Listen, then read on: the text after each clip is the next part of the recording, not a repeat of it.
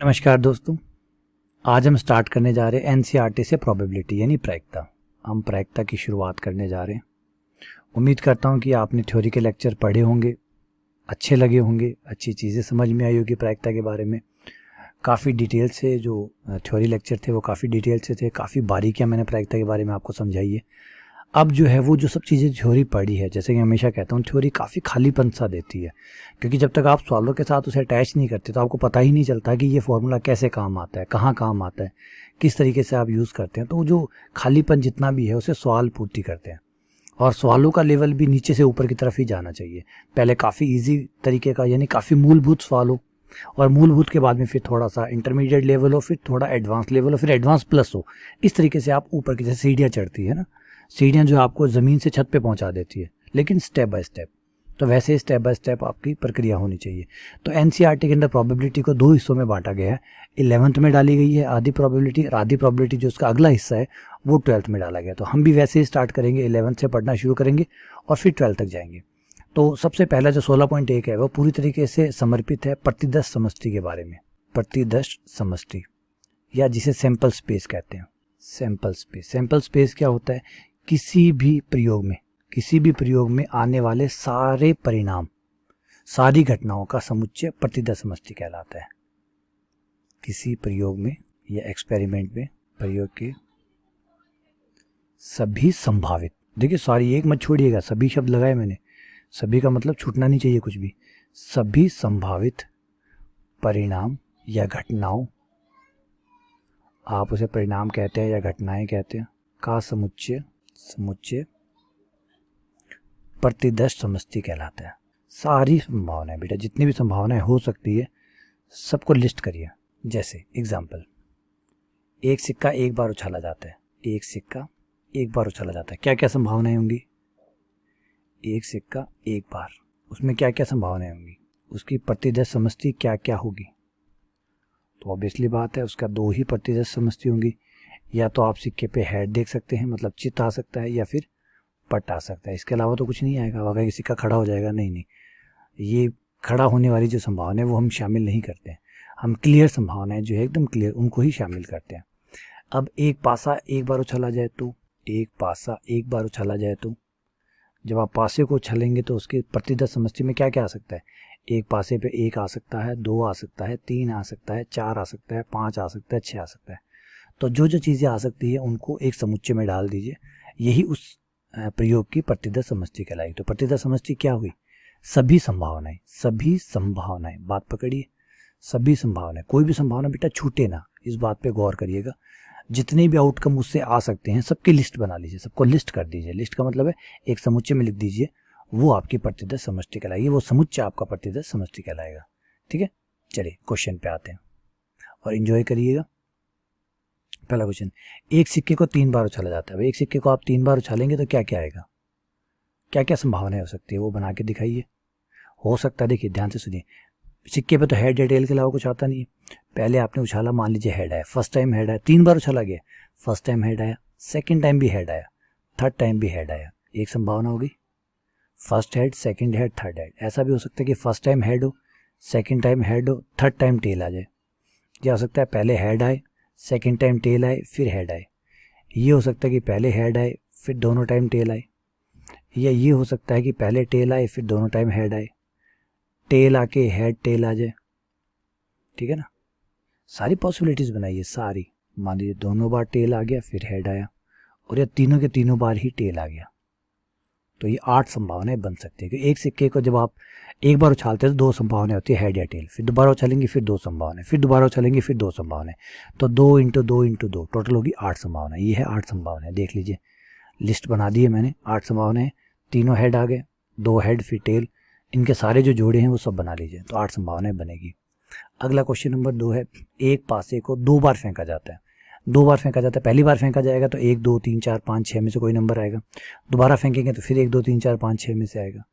तो यहाँ जो जोड़े बनाएंगे वो इस तरीके से बनेंगे, ध्यान दीजिए बेटा।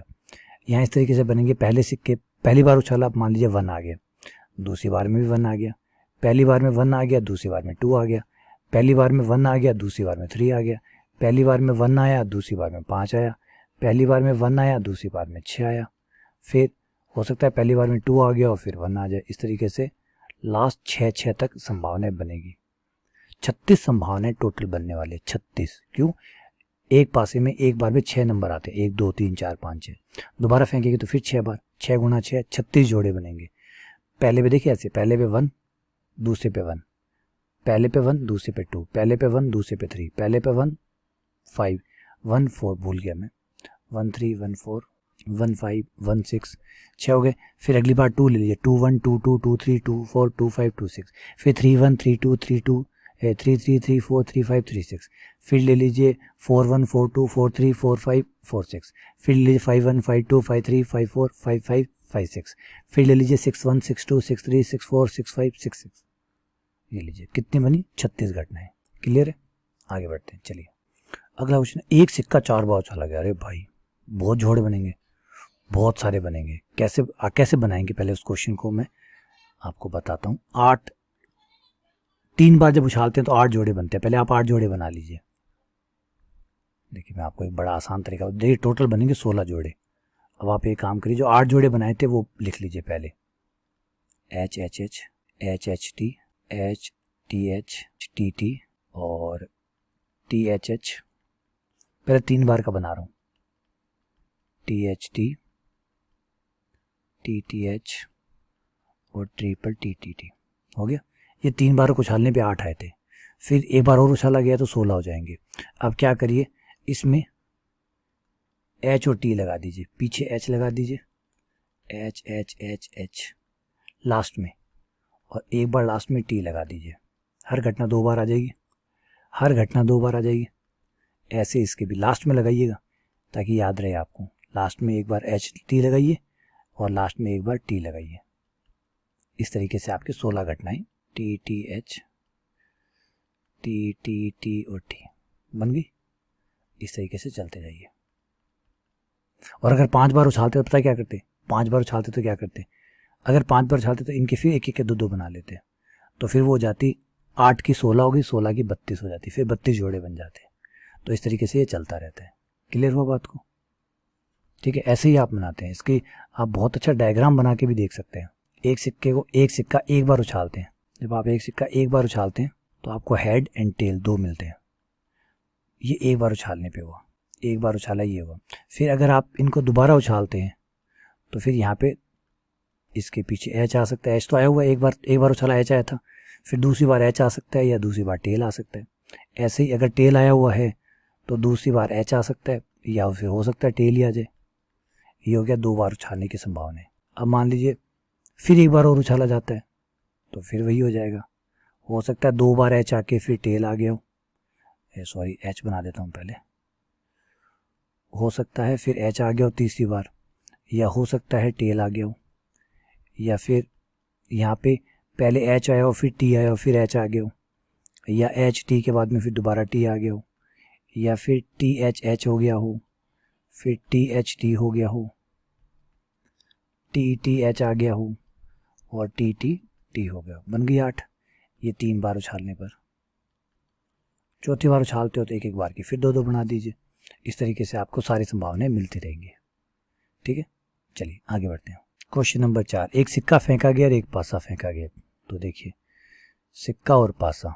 अब आप एक सिक्का फेंकेंगे तो आपके पास 2 ऑप्शन आएंगे, हेड एंड टेल।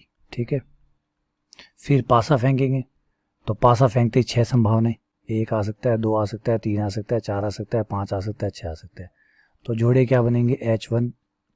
सिक्के पे हेड आया, पासे पे 1 आया, सिक्के पे हेड, पासे पे 2, सिक्के पे हेड, पासे पे 3, सिक्के पे हेड, पासे पे 4, सिक्के पे हेड, पासे पे 5, सिक्के पे हेड, पासे पे 6।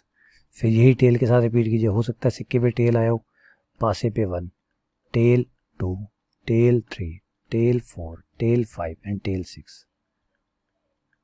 ये लीजिए, ये सारी संभावनाएं होगी। क्लियर है?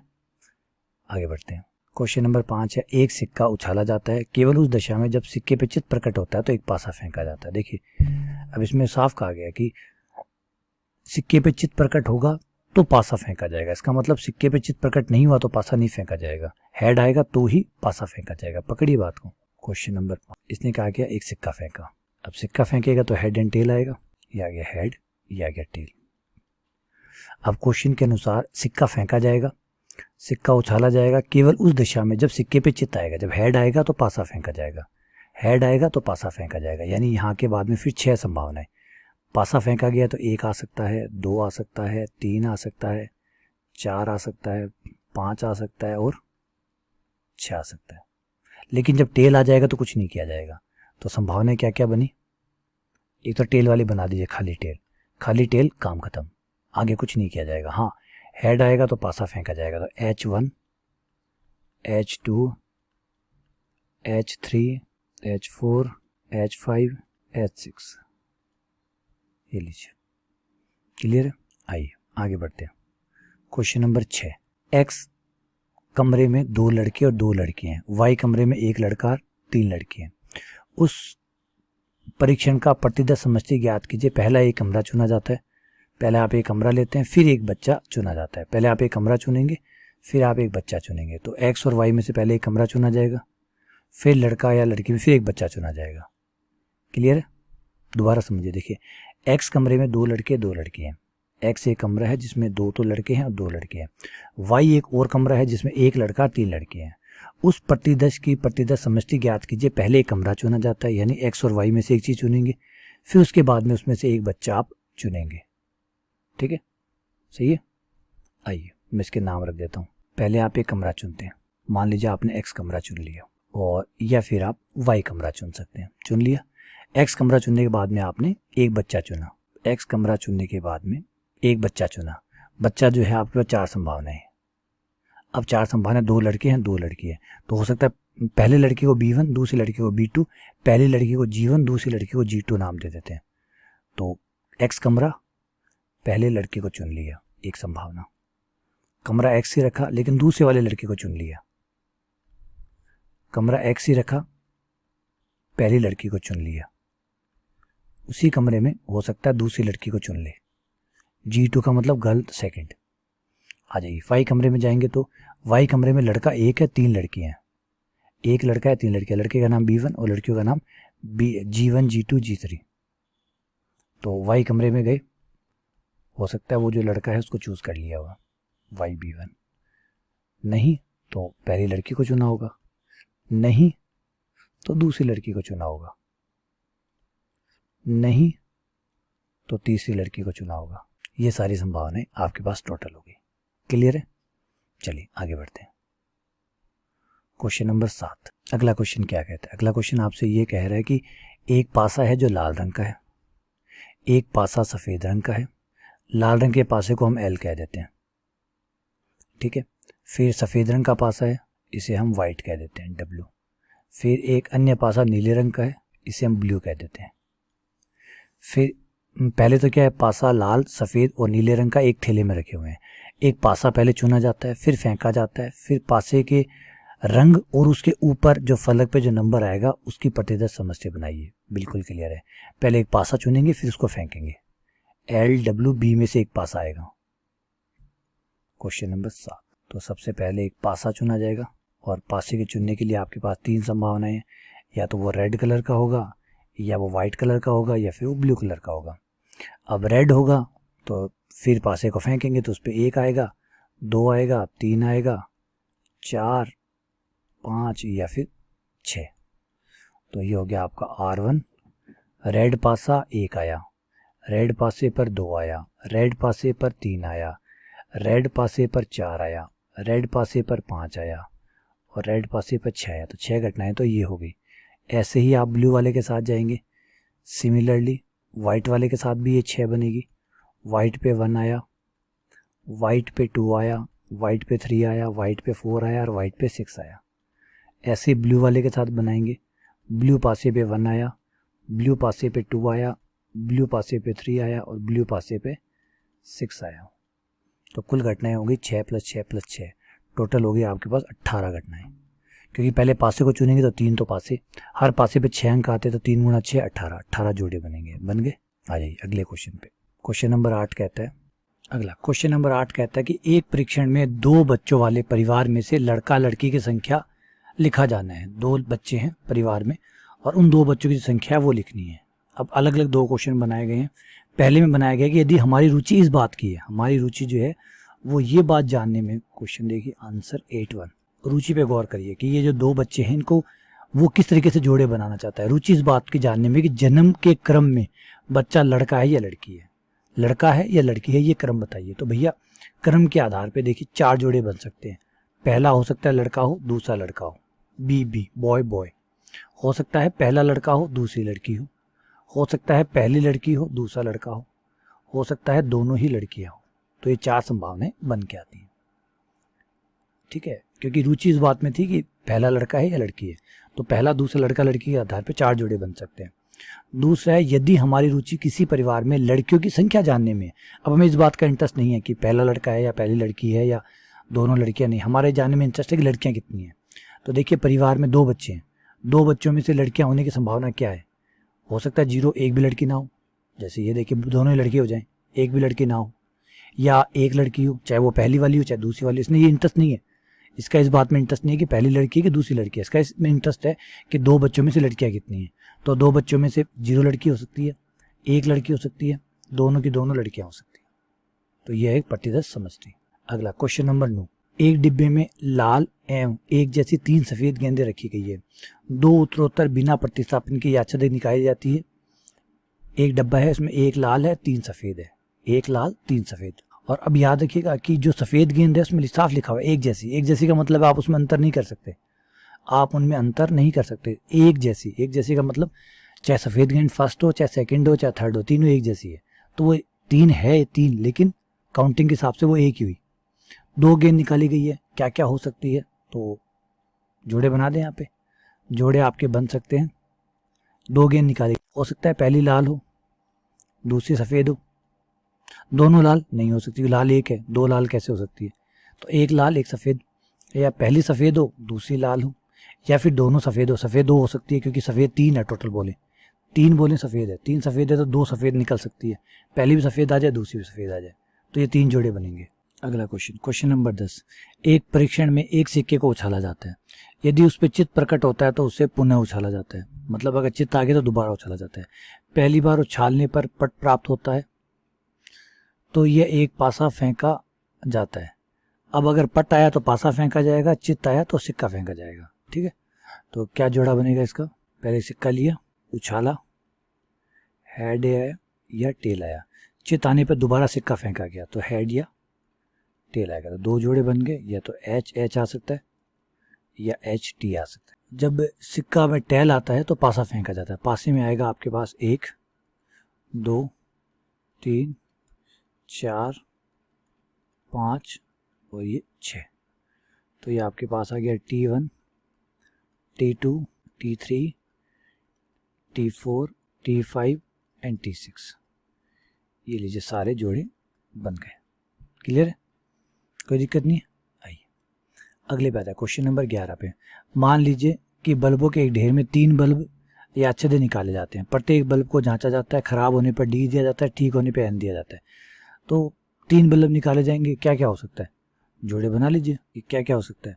हो सकता है ये देखिए, हो सकता है पहला भी डी खराब खराब खराब, या पहला खराब दूसरा सही दूसरा सही, पहला भी खराब दूसरा भी खराब तीसरा भी खराब, या तीसरा सही, या फिर हो सकता है खराब सही खराब, है ना। या हो सकता है पहले दोनों सही फिर खराब, सही खराब सही, तीनों के तीनों ही सही, या हो सकता है सही 2 खराब। ये 8 जोड़े बन गए। ये वैसे ही जैसे सिक्के को 2 बार 3 बार उछालते हैं, है ना। तो खराब या सही भी हो सकता है। तो डी एन के सारे जोड़े बना लीजिए। एक सिक्का उछाला जाता है, एक सिक्का उछाला जाता है। यदि परिणाम चित हो तो पासा फेंका जाता है। यदि पासे पर सम संख्या प्रकट हो तो पासा पुनः फेंका जाता है। पहले पासा एक सिक्का उछाला जाता है, यदि परिणाम चित होता है तो पासा फेंका जाता है। देखिए पहले सिक्का उछाला जाता है, फिर यदि परिणाम चित आता है तो पासा फेंका जाता है। यदि पासे पर सम संख्या प्रकट होती है तो पासे को पुनः फेंका जाता है। अरे भैया बहुत रौला किया यार, बड़े जोड़े बनवाए इसने तो। देखिए पहले सिक्का उछाला गया, सिक्के में आया हेड या टेल, ठीक है। टेल आती तो कुछ करना नहीं है, चित आते ही पासा फेंकने। ये पासा फेंका, 1 2 3 4 5 6। और फिर क्या कहा कि सम आएगा तो पासे को पुनः फेंका जाता है। सम आते ही पासा दोबारा फेंका जाता है। तो 2 आया तो पासा दोबारा फेंका जाएगा। तो 1 2 3 4 5 6। यही 4 पे भी होगा, 4 पे भी यही होना है। 1 2 3 4 5 6। यही आपके 6 पे भी होना है। 1 2 3 4 5 और 6। बना लीजिए जोड़ी। सबसे पहले अगर टेल आ गया तो सारा झंझट ही खत्म, बात खत्म। हेड आया, हेड और 1 आ गया तो काम खत्म। हेड और 3 आ गया तो काम खत्म। हेड और 5 आ गया तो काम खत्म। लेकिन हेड और 2 आ गया तो फिर 1 भी आ सकता है, क्योंकि दोबारा पासा फेंका गया। फिर हेड 2 2, हेड 2 2 6 तक। फिर ऐसे ही हेड के साथ अगर 4 आया तो पासा फेंका जाएगा। तो head 4 1, head 4 2 and dash dash, head 4 6। ऐसे ही हेड पर अगर हेड आया फिर 6 आया तो पासा फेंका जाएगा दोबारा। तो H 6 1, H 6 2 and dash dash, H 6 6। ये लीजिए, इतने जोड़े बनेंगे। अगला क्वेश्चन नंबर 13। देखिए 4 पर्चियाँ जिनमें 1 2 3 4 लिखा हुआ है, 2 पर्चियाँ निकाली जाती है। तो क्या क्या जोड़े बन सकते हैं? देखिए पहला हो सकता है कि 1 नंबर की पर्ची आ जाए, 1 नंबर के साथ में 2 नंबर की आ जाए। पहले 1 नंबर की आ जाए, फिर 3 नंबर की आ जाए। 1 नंबर की आ जाए, फिर 4 नंबर की आ जाए, है ना। और यह हो सकता है 2 नंबर की आ जाए, फिर 1 नंबर की आ जाए। 2 नंबर की आ जाए, फिर 3 नंबर की आ जाए। 2 2 की तो नहीं आ सकती, सेम तो नहीं आ सकती, क्योंकि पर्ची को निकालने के बाद में दोबारा नहीं डाला जाता। तो अगली बार तो फिर बचा हुआ नंबर ही आएगा। तो अगर 1 2 नंबर की आई है तो फिर 1 नंबर की आ सकती है, 3 नंबर आ सकती है, 4 नंबर आ सकती है। फिर पहली पर्ची 3 नंबर की आ गई, अगली पर्ची 1 नंबर की, 3 नंबर की, 2 नंबर की, 3 नंबर की, 4 नंबर की। फिर 4 नंबर की 1 नंबर, पहले 4 नंबर आ गया, फिर 2 नंबर आ गया, 4 नंबर आ गया, फिर 3 नंबर आ गया। ये लीजिए, ये जोड़े बन गए। ठीक है। अगला क्वेश्चन, क्वेश्चन नंबर 14।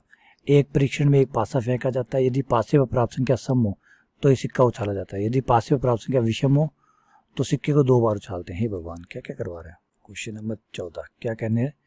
एक पासा फेंका जाता है। ठीक है, ये पासा फेंका, 1 2 3 4 5 या फिर 6 आएगा, आ गया।